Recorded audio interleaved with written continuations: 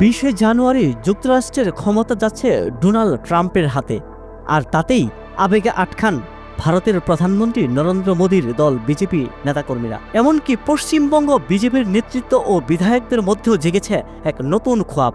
কি সেই খোয়াব? হ্যাঁ, তারা এবার বলছেন 20 জানুয়ারির আগে পরে শেখ হাসিনাকে নিয়ে কিছু একটা ঘটবে। ইশারা ইঙ্গিত এমন যে চট করে বাংলাদেশে ঢুকে পড়বেন ক্ষমতাচ্যুত হয়ে ভারতে আশ্রয় নেওয়া শেখ হাসিনা। 14 জানুয়ারি পশ্চিমবঙ্গ বিজেপির নেত্রী ও বিধানসভার বিজেপি বিধায়ক অগ্নিমিত্রা পাল সাংবাদিকদের সঙ্গে এসব বিষয়ে কথার ফুল কিছুটাতে থাকেন। তিনি বলেন, আমরা ভালোভাবে ব্যবহার করার চেষ্টা করছি। তারপর 20 তারিখের পরে কোন দিক থেকে কোথায় কি ছুটবে, কি হবে, কে ঢুকবে, কিছু বলা যাচ্ছে না।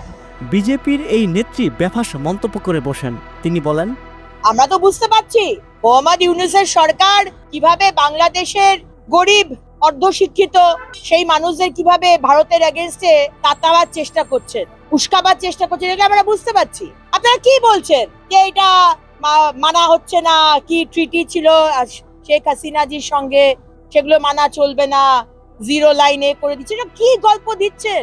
যা হয়ে এসছে, যা ইন্টারন্যাশনাল ল সেই হিসেবে করা হচ্ছে, তো এগুলো করে কোনো লাভ হবে না মোহাম্মদ ইউনূস। অগ্নিমিত্রা পাল আবার 20 জানুয়ারির কথা টেনে আনেন।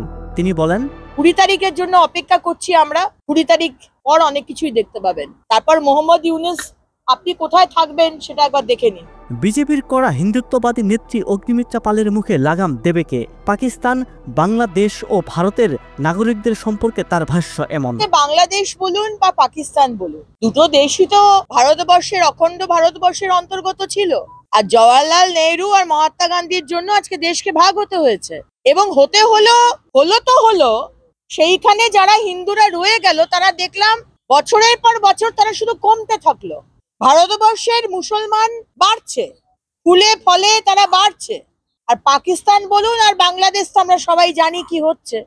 আর মোহাম্মদ ইউনূসের ইন্টারিম গভর্নমেন্ট, তিনি বুঝছেন যে তাকে যদি, এই সরকারকে যদি থাকতে হয়, ইলেকশন এখন সে করবে না, সে বলেই দিয়েছে, আর তাকে যদি থাকতে হয় বাংলাদেশের ইন্টারিম গভর্নমেন্ট হিসেবে, তাকে ওই মৌলবাদীদের কথা শুনে চলতে হবে।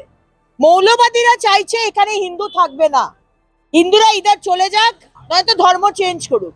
তাই জন্য মৌলবাদীদের কথায় হাতে হ্যাঁ মেলানো হচ্ছে। অন্তর্বর্তী সরকারের প্রধান উপদেষ্টা অধ্যাপক মোহাম্মদ ইউনূসকে বারবার টার্গেট করে বক্তব্যে টেনে আনেন হিন্দুত্ববাদী নেত্রী অগ্নিমিত্রা। আজকে আমরা দেখতে পাচ্ছি না, বর্ডারে আমাদের বিএসএফ যখন বেড়া দিতে যাচ্ছে, তখন বাংলাদেশের বিজিবি তারা বর্ডারের লোকদেরকে, তাদের দিকের গ্রামের লোকদেরকে উস্কাচ্ছে। দেখো তোমাদের জমি নিয়ে নেবে ভারত সরকার, দেখো তোমাদের পুকুর নিয়ে নিচ্ছে, দেখো তোমাদের জমি বা বাড়ি নিয়ে নিচ্ছে, তাদেরকে উস্কানো হচ্ছে।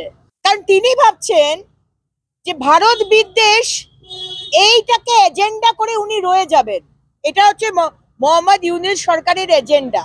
আবার ভারতকে হিন্দু রাষ্ট্র ঘোষণা না করার ব্যর্থতার জন্য দেশটির প্রয়াত প্রধানমন্ত্রী জওহরলাল নেহরু ও ইন্দিরা গান্ধীকে এক হাত নেন পশ্চিমবঙ্গ বিজেপির এই নেত্রী। ভারতবর্ষকে হিন্দু রাষ্ট্র করা হবে কি না সেটা তো আমার শীর্ষ নেতৃত্ব, কেন্দ্রীয় সরকার, মাননীয় প্রধানমন্ত্রী নরেন্দ্র মোদীজি ডিসাইড করবেন। কিন্তু আমাদের যে কনস্টিটিউশন, সেখানে প্রথম থেকে যে কনস্টিটিউশন হয়েছিল, সেখানে তো সোশ্যালিস্ট অ্যান্ড সেকুলার এই কথাটা ছিল না। এরা তো চালাকি করে জওয়াহরলাল নেহরু এবং কংগ্রেস সরকার এবং ইন্দিরা গান্ধী এমার্জেন্সির সময় ঢুকিয়েছে। পুরো জিনিসটাকে ঘোট পাকিয়ে দিয়েছে এই কংগ্রেস। এবার হিন্দু রাষ্ট্র হবে কি না সেটা আমাদের শীর্ষ নেতৃত্ব বলবেন, আমার বলার কিছু নেই। কেউ না বুঝলেও আমরা আপনার প্রয়োজন বুঝি, আর তাই তো অত্যাধুনিক ফিচার সম্বলিত বিভিন্ন সাইজ আর কালারের 250-টিরও বেশি ডিজাইন অপশন নিয়ে ওয়ালটন স্মার্ট ফ্রিজ বোঝে আপনার প্রয়োজন।